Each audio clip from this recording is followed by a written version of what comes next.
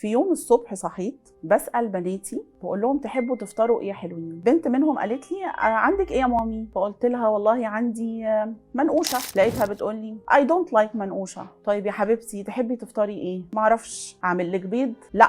طب اعمل لك ساندوتش في التوستر؟ برضو لا. بصراحه سكت كده شويه مع نفسي وافتكرت اطفال غزه وقد ايه الاطفال دي متعذبه، وقد ايه الاطفال دي اتحرمت من نعم كتير قوي بين يوم وليله، وقد ايه ولادنا مؤتلفين النعم ومش حاسين بحاجات كتيره قوي ممكن تكون بتحصل في الدنيا دي. انا ولادي 8 و10 سنين وكنت شايفه ان هم لسه صغيرين على ان انا احكي لهم على احداث غزه واللي بيحصل في غزه، بس في الوقت ده قررت ان انا احكي لهم. قلت لهم يا بنات انا عايزه اتكلم معاكم في حاجه واحكي لكم على حاجه بتحصل. حكيت لهم على اللي حصل، وريت لهم بعض الصور، وطبعا لان ده سنهم كبير انا لا انصح بذلك لاطفال دون ال4 سنوات. ولادي اتاثروا جدا وفضلوا يسالوني، ومن هنا بدات احكي لهم حكايه فلسطين اللي ما كنتش حكيتها قبل كده. اتاثروا جدا وقالوا لي مين يا مامي الاطفال دي وليه بيحصل معاهم كده؟ قلت لهم دول زيكم بالظبط، صحوا من النوم في يوم ما لاقوش بيت، ما لاقوش اهل، حضروا شنطه مدرستهم وصحيوا الصبح ما لاقوش المدرسه عشان يروحوها. وقلت لهم ان احنا ربنا قادر انه في لحظه يغير حالنا من حال لحال.